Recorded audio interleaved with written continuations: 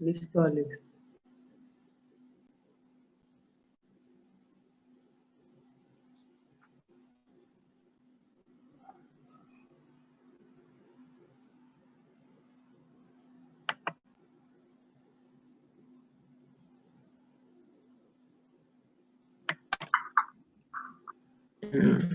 ¿Ya comienza, doctora? Cuando ustedes digan. Ok. Buenos días, compañeros. Buenos días, doctora. Bien. Hoy vamos a ver, pues, lo que es parte de las cardiopatías coronarias crónicas y parte de una cardiopatía coronaria crónica es la angina estable, que va a ser una de las principales causas por la cual nuestro paciente va a llegar debido a que una cardiopatía isquémica va a provocar una angina estable o en otros casos una angina inestable que se va a ver después. Dale la otra, por favor, Alex.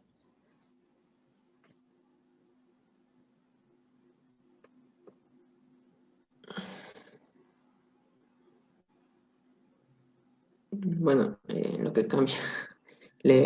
Les voy a hablar que la angina de pecho crónica estable va a ser bueno, como su nombre lo dice, va a ser aquella angina en el que se va a presentar en alguna actividad, ya sea física o alguna actividad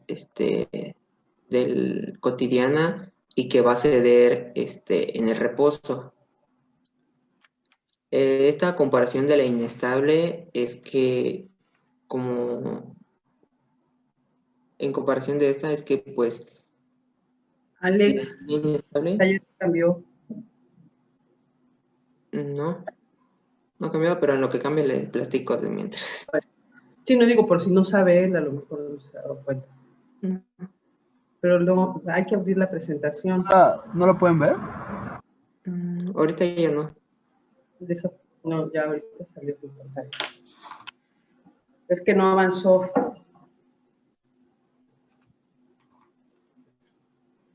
Ajá, nada más coloco como presentación.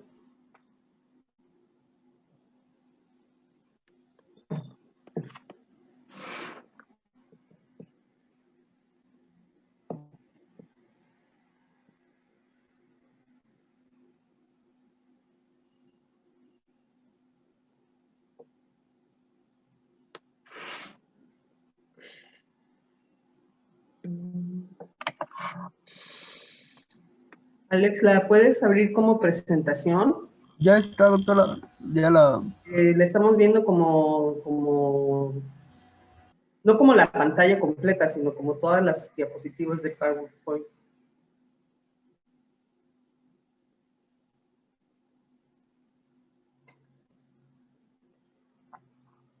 Pero bueno, si no, pues ya así déjalo y continuamos. Ok. Como les mencionaba, una comparación entre la angina inestable y la estable es que la inestable, pues su nombre lo dice, esta no va a ceder ni en el reposo y va a ser de una forma también aguda. En cambio de la estable, esta estable va a ser más crónica, esta va a aparecer o tiene una duración de 2 meses, como lo dice la definición de la diapositiva. La angina de pecho es un síndrome clínico caracterizado por molestias o presión producidas por una isquemia miocárdica transitoria sin infarto y aparece típicamente durante el ejercicio o frente a tensiones psicológicas y se alivia en el reposo o la administración de nitroglicerina por vía sublingual o por nitratos igual por vía sublingual.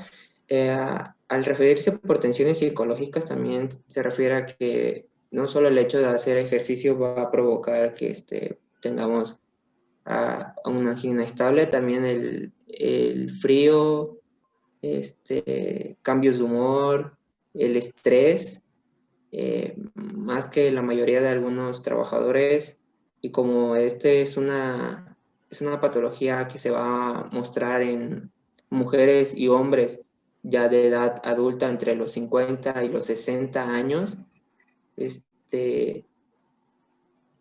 pues el estar estresado por algún trabajo va a provocar que pues, el paciente sienta que le va a empezar a doler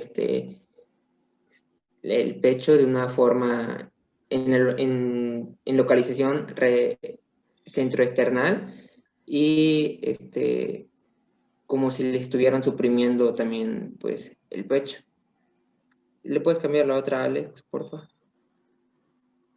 En la etiología, en un artículo encontré que la etiología más importante de esta angina va a ser una aterosclerosis coronaria epicárdica, pero ¿esto por qué? Porque la demanda y lo que va a poder dar pues las arterias coronarias no van a ser las mismas que lo que está pidiendo el corazón, que es una demanda mayor de oxígeno. ¿Por qué? Porque esto va a estar provocado por que las arterias se van a estrechar y esto va a provocar que no llegue una buena aportación de oxígeno al miocardio y no pueda llevar el oxígeno necesario para dicha actividad, y que, como ya se había mencionado, o como ya había mencionado, va a hacer que pues el paciente tenga sensaciones de que le duele mucho el pecho y que va a ceder con el reposo. Como lo menciona la diapo, es la poscarga cardíaca y la demanda miocárdica de oxígeno resultante superan la capacidad de las arterias coronarias de aportar una cantidad adecuada de sangre oxigenada. Esto provocado por una aterosclerosis, pero la más común etiológicamente va a ser la aterosclerosis coronaria epicárdica, que va a ser un estrechamiento de la luz que va a ser el resultado de aterosclerosis de la arteria coronaria y que también puede deberse a un espasmo de la arteria coronaria o rara vez a una embolia de dicha arteria. La otra, Alex, por favor. Epidemiológicamente, no les voy a hablar tanto de esto para que vayamos a la semiología. La angina de pecho estable es una forma frecuente de lo que vendría siendo una cardiopatía isquémica o una enfermedad coronaria. En algunos artículos encontré que va a afectar más a mujeres que a hombres. No encontré el por qué, pero lo que sí encontré es que pacientes con diagnóstico de angina de pecho estable se constató con una incidencia de infarto de miocardio no fatal y muerte de causa cardiovascular en el de 14.3% y 5.5% en hombres y del 6.2 a 3.8 en mujeres. Y bueno, eso es como que lo más importante epidemiológicamente. Ahora sí, Perdón, te comento algo nada más si quieres de la diapositiva anterior. Realmente la aterosclerosis, acuérdense que el 90% de las cardiopatías isquémicas, en el 90% de las veces, se deben a aterosclerosis. La aterosclerosis, por factores de riesgo, inicialmente, hace una década, 2 décadas, era más prevalente en hombres porque eran los que trabajaban, los que fumaban, los que tomaban, los que tenían una vida de más estrés. Y conforme se ha ido dando esta transición epidemiológica y también los cambios en los hábitos, pues ahora ya no solo son los hombres, también las mujeres están sometidas a mucho estrés, también fuman, también se desvelan, y tienen una carga de responsabilidades casi igual que un hombre, o a veces un poco más. Entonces, eso ha hecho que los factores de riesgo se vayan emparejando. Tanto hombres como mujeres tienen los mismos factores de riesgo y la aterosclerosis, por alguna razón, afecta más a las mujeres que a los hombres en cierto momento, ¿no? Lo comentaban anteriormente, las mujeres al llegar a cierta edad se vuelven el punto más álgido de afección. Y también se ha visto, y hay ocasiones que las cosas no se han podido definir el por qué, pero al parecer el umbral al dolor, el umbral al dolor es más alto en las mujeres. Entonces las mujeres tienen una presentación un poco diferente a la que lo tienen los hombres. Los hombres son más sensibles al dolor y entonces tienen un dolor opresivo y buscan atención. Y las mujeres tratan de esperar que pase porque tienen muchas cosas que hacer, ¿no? Entonces, esa tolerancia también ha hecho que el pronóstico en las mujeres sea peor, porque cuando una mujer, bueno, la mayoría de las mujeres llegan a hospital por un cuadro de dolor, pues ya ha pasado un largo tiempo con esta condición, ¿no? Entonces es una transición epidemiológica que se está dando en base a los factores de riesgo y a los hábitos de vida que tenemos ahora. Muchas gracias, doctor.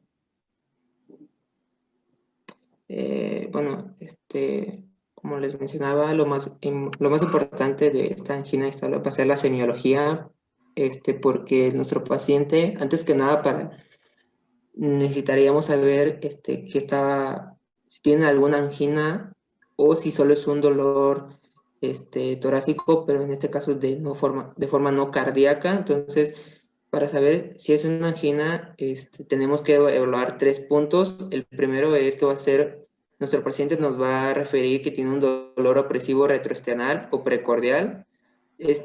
Segundo, que va a ser provocado por el esfuerzo o estrés, es decir, nuestro paciente nos va a llegar y dice, doctor, cuando levanto algunas cajas o cuando me enojo demasiado, siento un dolor opresivo retroesternal, o en este caso, no de esa manera, sino que nos va a decir un dolor en el pecho y que cede con el reposo, y bueno, más que nada que cede con el reposo. Aquí nosotros ya vamos a definir que esto es una angina. También está la angina típica o probable, que esta solo va a cumplir 2 de las características precitadas, es decir, un dolor opresivo retroesternal precordial y que esté con el reposo. Y ya, o provocado por el esfuerzo o estrés. Y en dado caso de que nuestro paciente nos diga que nada de esto le pasa, vamos a definirlo como un dolor no cardíaco, que no va a ser característico porque no va a cumplir con ninguno de los criterios previos. Una vez ya diagnosticada que es una angina, o que sepamos, o que tengamos la idea de que sea una angina, vamos a saber que tenemos que saber las características, es decir, tenemos que preguntar cuál es la calidad de dolor, si lo siente como una presión, apuñalamiento, ardor por tensión, la localización y su irradiación, es decir, su localización va a ser centroesternal y se va a irradiar al brazo izquierdo, hombro, espalda, cuello, mandíbula y en otros casos omóplatos también. Y cuál va a ser la medida de alivio, si con el descanso cede o con algún uso de algún medicamento, como en el caso de los nitratos o la nitroglicerina. Y cuál es la gravedad del dolor en una escala de 1 al 10, preguntarle a nuestro paciente qué tanto le duele el pecho, siendo 1 lo menor y 10 lo mayor. Y el tiempo, la angina estable dura alrededor de 1 a 5 minutos en ceder. a diferencia de la inestable, que esta se presenta incluso en el reposo, o sea, que cuando un paciente incluso intenta reposar, esta no va a desaparecer, pero pues esta es de una forma aguda y la estable es de forma crónica, que tiene alrededor de 2 meses, como ya había mencionado. Y en el caso del tiempo, vamos a preguntar sus actividades, momento de estrés, y que anote la duración del evento de la angina.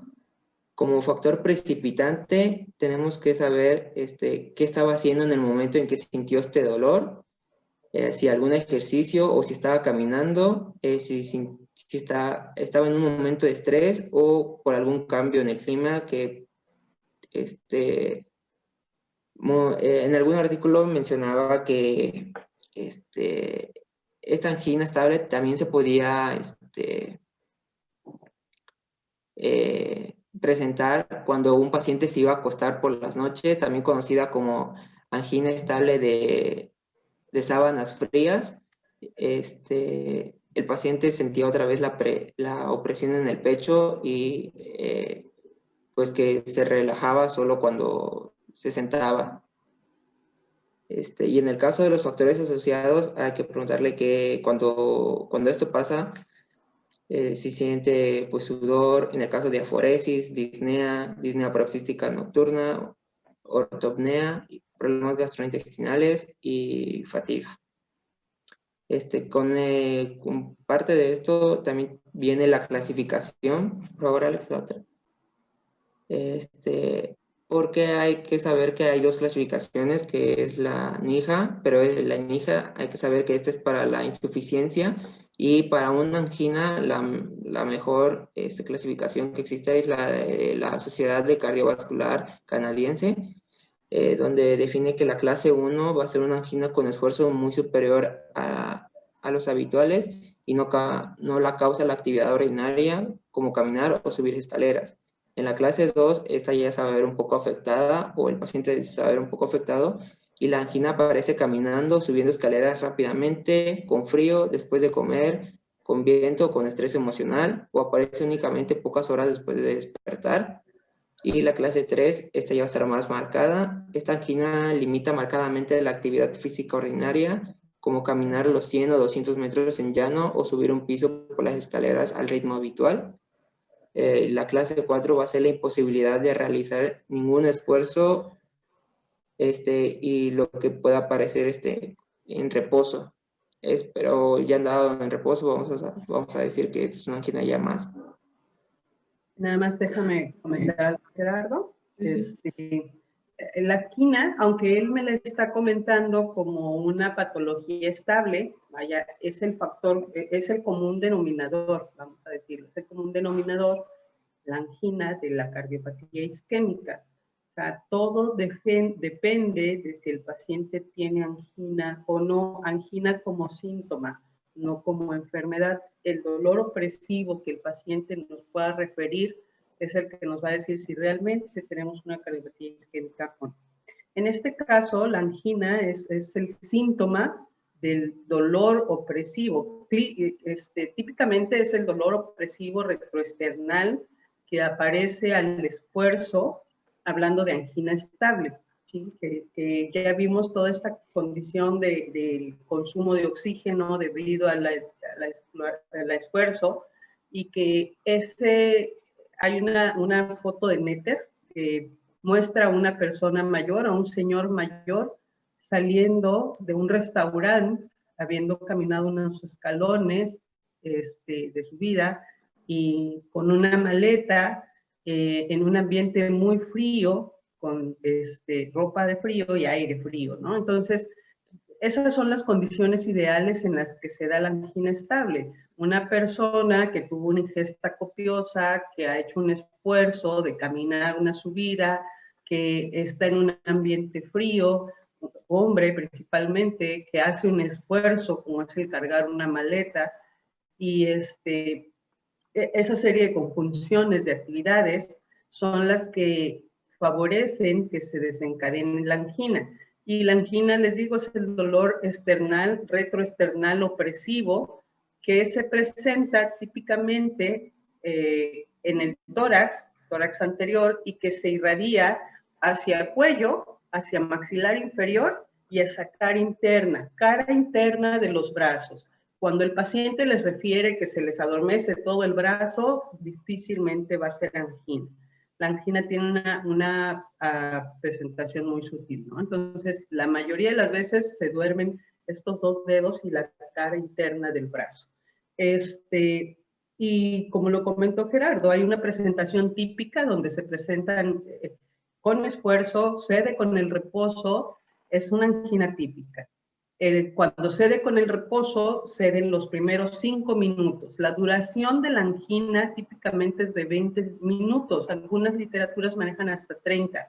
La duración, o sea, el tiempo con el que el paciente está con el dolor es máximo 20 minutos y cuando se detiene, tarda 5 minutos en ceder.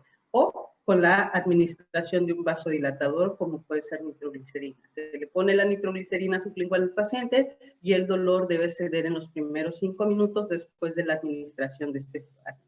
Si esto no cumple con esas características, bueno, va perdiendo un poco de valor, pero sobre todo en los pacientes que tienen cierto grado de neuropatía, como son los diabéticos, o algunos pacientes que tienen lesiones en columna, pueden modificar esta sensibilidad y entonces pueden tener un patrón atípico donde el dolor no va a ser opresivo, sino puede ser como una epigastralgia, puede ser como un dolor de garganta, puede tener otras manifestaciones, pero igual puede presentarse, pero se va a presentar la mayoría de las veces ante un esfuerzo, ante un consumo de oxígeno que se haya dado y va a tener ciertos síntomas que lo apoyan, como son la descarga adrenérgica, que se acompañan al dolor, ¿no? Es el dolor más la diaforesis, más la palidez, más desvanecimiento, más palpitaciones, son síntomas de bajo gasto finalmente. Y les digo, y en ocasiones puede tener equivalentes como la disnea. Esto es algo que deben de saber todo el tiempo porque de esta semiología que ustedes hagan, cuando un paciente tiene dolor torácico, pues deben interrogar qué estaba haciendo, cuándo empezó, cuánto tiempo le tarda, con qué síntomas se acompaña, con qué cede, cada cuánto le da, con qué intensidad le da, cuánto le dura. Principalmente tenemos que hacer una semiología bastante profunda de lo que es el dolor para poder definir si realmente es isquemia. Consideren ustedes que la angina es el síntoma principal por el que el paciente acude a consulta. Van a encontrar muchos pacientes con dolor, muchos. Unos les van a decir, me punza el pecho, ¿no? Hay un signo, y seguramente ya lo han oído, el signo de Levine, que es una manifestación del dolor con la mano abierta en la región torácica, en el centro del tórax, porque no puede definir el paciente dónde es el dolor. Cuando el paciente les dice, me duele, y señala con un dedo dónde le está doliendo, parece un poco más muscular, ¿sale? El dolor muscular es muy localizado y además es reproducible. Si el paciente le dice, me duele acá, y ustedes tocan en esa región y les duele, esa reproducción a la digitopresión significa que es muscular. ¿Okay? Y bueno, hay otras condiciones. Acuérdense que alrededor del corazón hay otras estructuras que también pueden generar dolor. Está el pulmón y una pleuritis, una neumonía pueden generar dolor. Una pericarditis puede generar dolor, una gastritis puede llegar a irritar al corazón y generar un dolor similar al corazón. Un problema de un aneurisma, una disección aórtica puede generar un dolor muy semejante a cardiopatía isquémica, angina, ¿sí? Y la costocondritis. Son los cuadros más frecuentemente asociados a un dolor similar a la angina. Adelante, Gerardo. Ok, ¿Puedes pasarte la otra, Alex, por favor? La otra ¿Ya que la viene. pasé? ¿Ya? No, no, la otra. O sea, de esta otra, por favor. Abajo. Esa.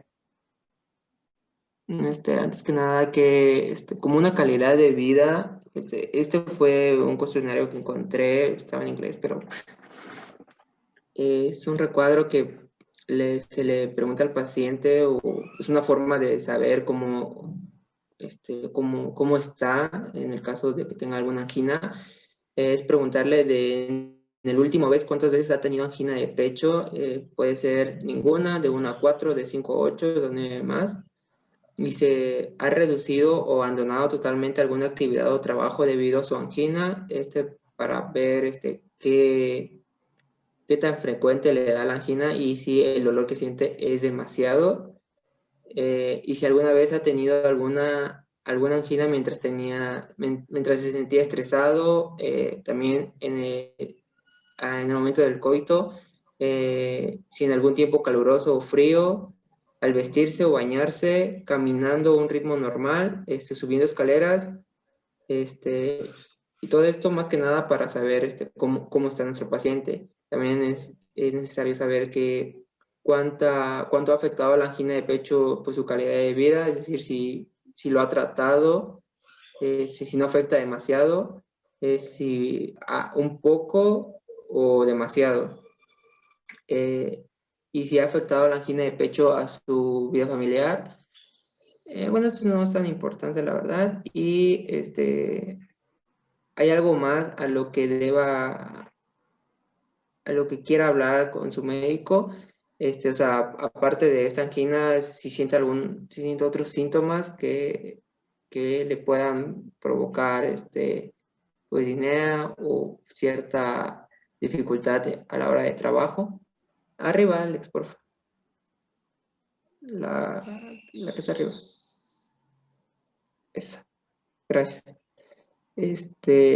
Bueno, ahora como una estrategia para controlar los síntomas de la angina, es necesario saber que si la aparición de la angina es superior a uno por semana, es decir, cuántas veces ha tenido ese sentimiento de dolor durante la semana, es decir, si toda la semana apareció este síntoma. Esto nos va a referir que tiene una peor calidad de vida y su limitación física es muy poca. 3 clases de medicamentos antiisquémicos son utilizados en estos, como ya sabemos que son los betabloqueantes los bloqueantes de los canales de sodio y los nitratos, pero al no poder, al haber utilizado esto y que el paciente sigue igual, podemos utilizar lo que es la ivabridina, y en dado caso de que esto no sirva tampoco podemos utilizar la ranolacina, o en dado caso podemos utilizar nitroglicerina sublingual, que es la opción más aceptada para el control de la angina. Como parte de esto, en un artículo encontré que la deficiencia de la vitamina D es lo que se viene asociado a la disfunción endotelial vascular y lo que nos provoca pues esta angina de pecho. Decía que, o bueno, comentaba que una administración de vitamina D a algunos pacientes ha provocado que estos dejen de sentir pues esta angina de pecho y se mantengan más estable, pero sigue todavía probándose y todavía no está algo pues certero, pero me parece importante pues ponerlo. No hay evidencia aún, ¿no? Es como la vitamina E. Sabemos que la vitamina E puede ser un antioxidante, sabemos que el omega 3 es un antioxidante, se utilizan como tratamientos alternos, pero no hay un estudio, una evidencia científica que diga que cambia el pronóstico. Sobre todo lo que buscamos en estas patologías es el cambio del pronóstico. Mientras no haya una evidencia de eso, pues siguen siendo fármacos de apoyo solamente. ¿No? Okay. Y ya, como tratamiento, los objetivos del tratamiento, más que nada, es aliviar el dolor en la crisis de la angina. Es decir, si algo lo provoca, puedes tratarlo. El control de los síntomas, como ya habíamos mencionado, los fármacos antiisquémicos y la mejora del pronóstico. La mayoría de las veces esta angina va a ceder simplemente con que dejemos de hacer o que se le diga al paciente que deje de hacer dicha actividad y que descanse un poco. En dado caso de que no sea así, podemos utilizar fármacos como en el caso de los bloqueadores beta, los antagonistas del calcio, los nitratos, inhibidores del canal de potasio, como es el nicorandil, y más recientemente inhibidores de las corrientes rectificadoras de sodio o voltajes negativos, que es la IF, como la ibabridina, y de la corriente tardía de los canales de sodio, como la ranolacina, como ya se había platicado anteriormente. Y pues ya, esa todo fue parte de angina estable. ¿Cómo el tratamiento, por favor, Alex? Acuérdense que el tratamiento siempre la base es las modificaciones a los hábitos y los cambios en los factores de riesgo. En eso deben centrar siempre su mayor esfuerzo. Si el paciente tiene obesidad, si tiene hipertensión, si tiene diabetes, si tiene dislipidemia, si es sedentario, si es fumador, todos esos hábitos los debemos modificar para poder realmente reducir con sus complicaciones y mejorar su morbilidad, ¿sale? Además de reducir los factores de riesgo, de mejorar los factores de riesgo, debemos sobre todo aliviar el dolor, porque es muy inquietante para el paciente que el dolor le limite su actividad física. Aunque la angina estable, una de las características es que el paciente se mantiene en una misma actividad, es decir, durante mucho tiempo el paciente podrá caminar 1 kilómetro y le dará la angina, pero se mantiene en ese mismo rango de actividad física que le limita, ¿no? Se mantiene ahí, es decir, en una fase estable, pero habrá episodios de angina. Entonces, los fármacos antiisquémicos desafortunadamente no modifican la mortalidad. Estos fármacos, como son principalmente en México vasodilatadores, como puede ser el Lisosorbit y la nitroglicerina, son los que realmente tenemos a la mano, son los más frecuentemente utilizados. Y hay en presentaciones orales y hay en presentaciones sublinguales como fármacos de rescate. Y lo que comentan aquí, los betabloqueadores, obviamente los betabloqueadores aquí se vuelven un pilar en el manejo porque hay que reducir el consumo de oxígeno, hay que reducir la frecuencia cardíaca. Entonces, si el paciente es hipertenso y tenemos un betabloqueador para reducir frecuencia cardíaca, es lo ideal. Hay que vigilar también que esta frecuencia cardíaca no reduzca demasiado, porque para cardiopatía isquémica los vamos a mantener alrededor de una frecuencia de 60, ¿no? 50, 60 por minuto, eso es lo que buscamos.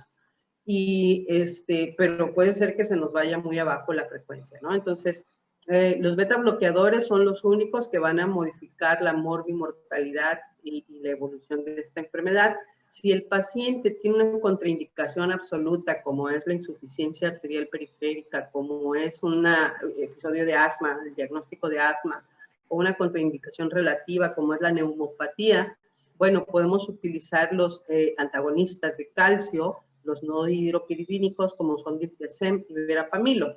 En caso de que el paciente no esté en insuficiencia cardíaca, obviamente. Se agregan también nitratos, se pueden agregar los nitratos, además de los betabloqueadores, o algunos inhibidores de canales de calcio, nicorandil no lo hay en México, al igual que la ranolacina no la hay en México y no han demostrado tampoco mejorar el pronóstico. Y la ibabradina, sí es un fármaco que se acaba de agregar como una clase 2A al tratamiento, pero reduce ibabradina, mejora la perfusión, reduce los episodios de angina, pero también reduce la frecuencia cardíaca. Entonces, ojo cuando se asocian betabloqueadores con ibabradina. Lo ideal es no tener betabloqueadores combinados con este fármaco porque reduce frecuencia cardíaca por sí sola, además de ser vasodilatación. ¿eh? Muy bien. Continuamos entonces. Un favor, después de Minoca, ¿qué viene?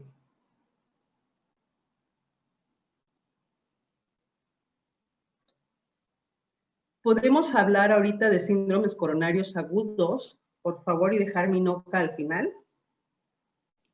Sí, doctora.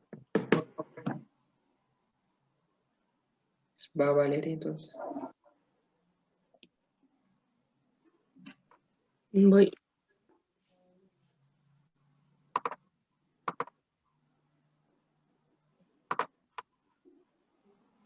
Como definición del síndrome coronario, vamos a tener que esta va a ser una afección que va a ser provocada por la reducción repentina o el bloqueo de irrigación sanguínea hasta el corazón. La otra, por favor, Alex. En su etiología, primero vamos a encontrar pues una arteria con el calibre adecuado. En la sangre podemos encontrar circulando a los glóbulos, solo por mencionar algunos, glóbulos rojos, glóbulos blancos y también el colesterol. Este componente en la circulación sanguínea será de relevancia. Y bueno, cuando en algún momento, cuando este colesterol lo encontremos fluyendo por la sangre, puede ser que encuentre que alguna pared del vaso sanguíneo esté un poco dañado, y cuando el colesterol se encuentra una alteración endotelial, este se va a depositar en la pared de la arteria.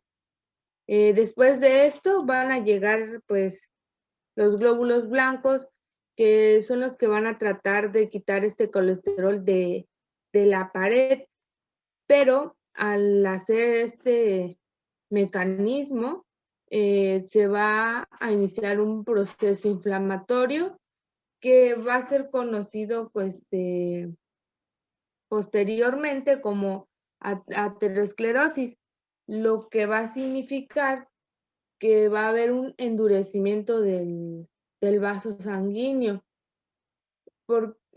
Desafortunadamente, en este proceso se va a perder también la elasticidad y se pierden también glóbulos blancos. Y posterior a esto, pues el colesterol va a poder seguir depositándose en ese lugar donde está la alteración endotelial. Posterior a esto se va a ver la creación de una placa. Con el paso del tiempo, pues, la otra, por favor, Alex. Con el paso del tiempo, esta va haciéndose más grande y puede haber una ruptura. Posterior a esta ruptura, se va a ver la formación de un coágulo, y esto va a disminuir la luz del vaso, dificultando la circulación.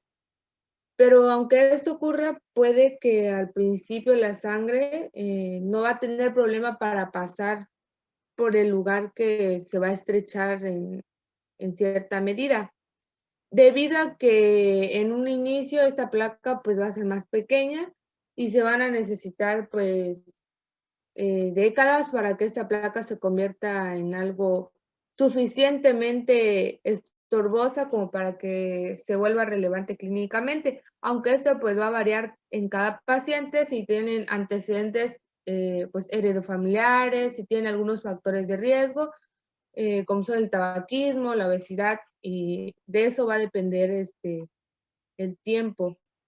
Y en resumen, pues que puede pasar mucho tiempo y puede que el paciente no identifique o no manifieste los síntomas que se relacionen con este padecimiento. Las consecuencias de todo este proceso van a depender del grado de la localización, van a depender del tiempo y la evolución de la obstrucción, que van a ir desde la angina inestable hasta el infarto de miocardio, sin supradesnivel del segmento ST, y el infarto de miocardio con elevación del segmento ST, y la muerte súbita de origen cardíaco. Y concluyendo, la causa más común de este síndrome va a ser un trombo agudo en una arteria coronaria aterosclerótica. La otra, por favor.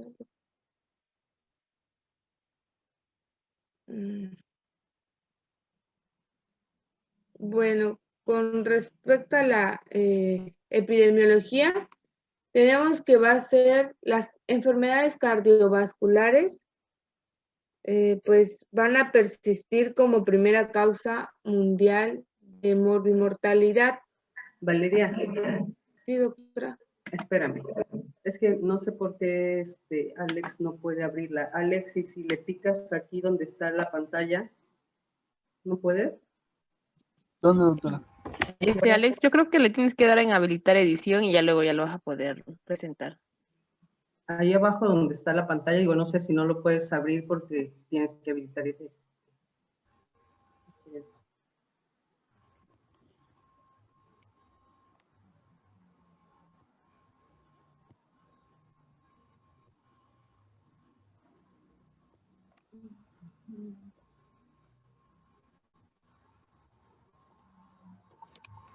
Ahí ya.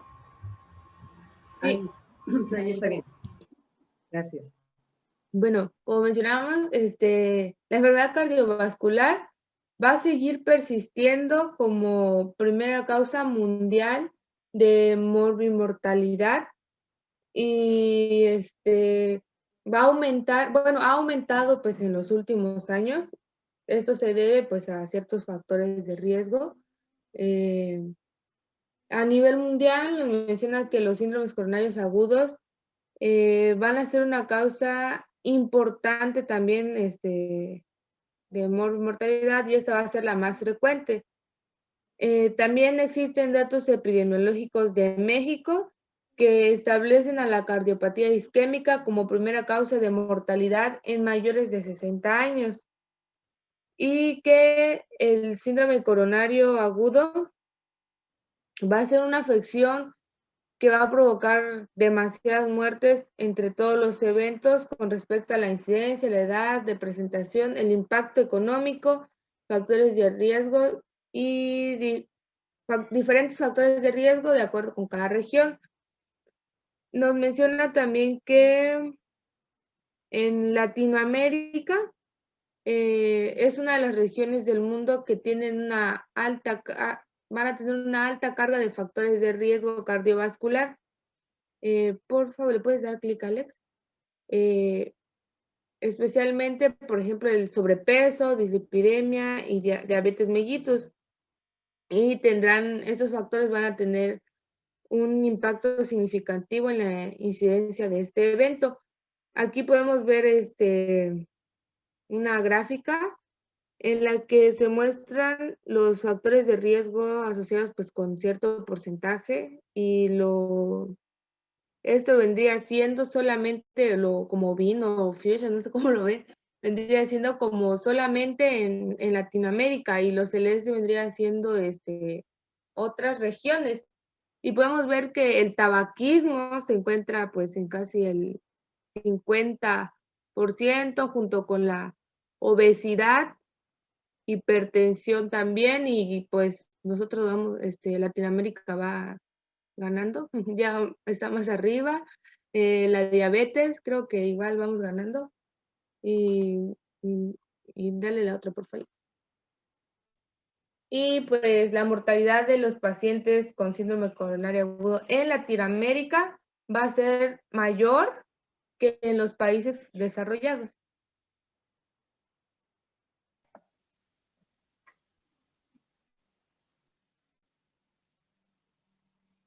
Entonces, nada más un punto muy importante que comentaste, Valeria. Los síndromes isquémicos coronarios agudos son 4. La angina inestable, el infarto sin elevación del ST, el infarto con elevación del ST y la muerte súbita. Esos 4 condiciones se involucran en los que son síndromes coronarios agudos. Cuando ustedes vean esas siglas, SICA, debe estar hablando de cualquiera de estas condiciones. ¿Sí? Estos 4 y la cardiopatía, la angina estable, es lo que abarca el total del rubro cardiopatía isquémica aterosclerosa obstructiva, ¿sí? En la mayoría de las ocasiones. Listo.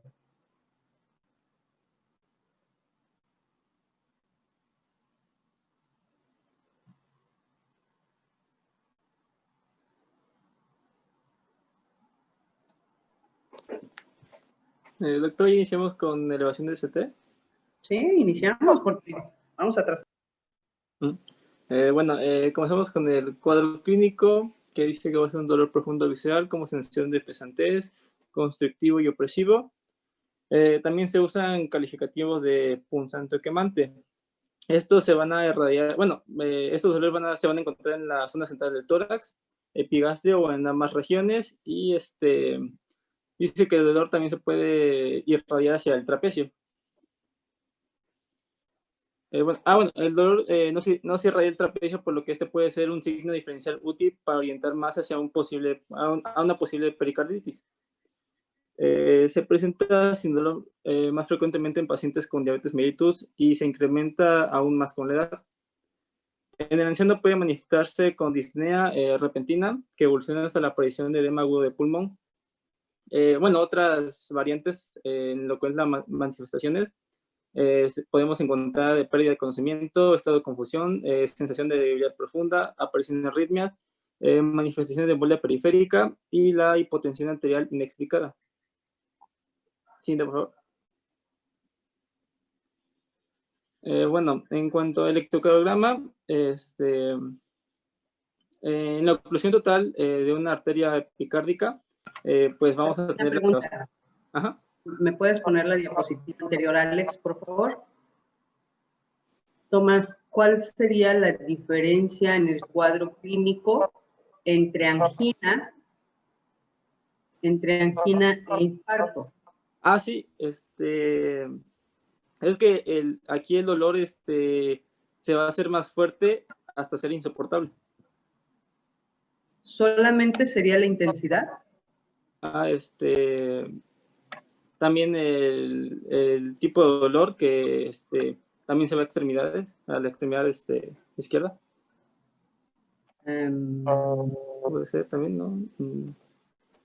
La presentación, acuérdense que les comenté hace rato, la presentación es la misma. Alguien está con micrófono, no sé. La presentación es la misma que la angina. La angina estable, la angina es el signo cardinal. Todos los síndromes coronarios agudos, angina estable, minoca, todas las fases de cardiopatía, la angina es igual, el dolor es opresivo, es retroesternal, tiene descarga adrenérgica, muchas veces se relaciona con esfuerzo, cede con el reposo, se utilizan vasodilatadores. La diferencia radica principalmente en la duración. Hay algo que se agrega, comentaba, para la angina la duración es de 20 minutos, algunas literaturas manejan 30 minutos, pero no debe rebasar de ese tiempo. Una persona que tiene más de 30 minutos con un cuadro de dolor torácico, si realmente es isquémico, entonces estamos hablando de un infarto.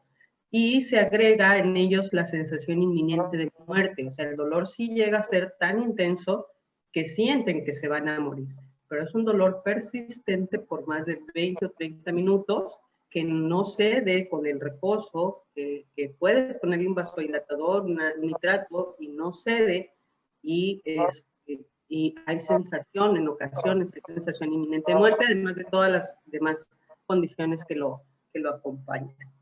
¿Verdad? Va. Puedes seguir. Bueno, seguimos con el electrocardiograma. Bueno, dice que cuando hay una oclusión total de una arteria epicárdica, va a haber una elevación del segmento ST. Bueno, también podemos encontrar que, por ejemplo, en la otra, que es sin elevación de ST, pero seguimos con la elevación del segmento ST. Dice que evolucionan y presentan ondas Q en el electrocardiograma. Esto va a depender más del volumen del tejido infartado que del carácter transhumoral del infarto. Bueno, en puede haber variaciones en su magnitud e incluso sugerir de manera transitoria según el estado de reperfusión del miocardio isquémico. y la restauración de los potenciales transmembrana con el transcurso del tiempo. Bueno, dice que este puede no desarrollar ondas Q, por lo cual puede ser por una exclusión parcial del vaso, por el trombo, que va a ser transitoria, o si surge una abundante red de vasos colaterales. A ver, déjeme un segundo esa imagen en la que la proceso. Dice, hay una oclusión total de la arteria. Esa es una característica muy importante de los infartos. Para que se considere un infarto es que hay una oclusión total, y esa oclusión total puede dejar una cicatriz o no en el tejido. Y lo diferencia de la angina y del infarto, ¿no? En la angina, la obstrucción es parcial. La obstrucción es parcial. Quiero nada más hacerles esta condición. Entonces, cuando se ocluye totalmente la arteria, hay elevación del ST. Este ascenso con esta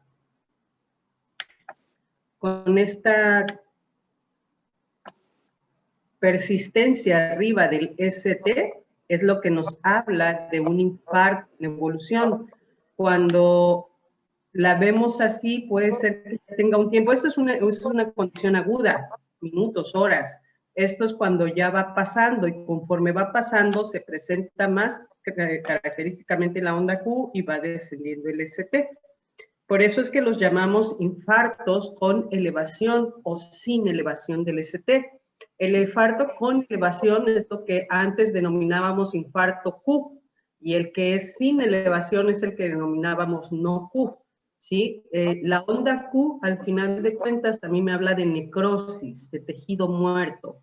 Entonces, sigue siendo una condición muy importante el que tengamos. Si ustedes me preguntan en pronóstico, ¿cuál es peor? O sea, si yo tuviera que elegir qué quiero que me dé, un infarto Q o con elevación del ST, un infarto sin elevación o una angina, pues sería mucho mejor tener angina, porque en la angina no hay un daño establecido. Y en el infarto con elevación del ST hay un tejido muerto. Y sin elevación del ST hay un infarto, hay un tejido, pero se puede recuperar de alguna manera, ¿sí? Y ahí entra muy en juego lo de la reperfusión espontánea que se puede dar por el mismo sistema hemostático que produce sustancias para degradar ese trombo, ¿no? Entonces, estos cambios del ST son lo característico en este tipo de infarto. Y lo único que quiero que les quede muy claro es eso, la oclusión en el infarto es total. Para que haya un infarto, esta sería la diferencia entre una angina y un infarto. La angina estable es una placa que va progresando lentamente. La angina inestable es esa placa que va progresando, se rompe y se obstruye parcialmente la luz del vaso. El infarto es esa placa que se rompió y se obstruye totalmente el vaso. Pero si ese vaso se logra reperfundir por el tejido, por las células, por la degradación del trombo, entonces se convierte en un infarto sin elevación del ST, pero si no se reperfunde, se convierte en un infarto con elevación del ST, a menos que se le dé un tratamiento invasivo posteriormente, ¿no? Tomás, vamos a dejar esto aquí en electrocardiograma. Continuamos mañana.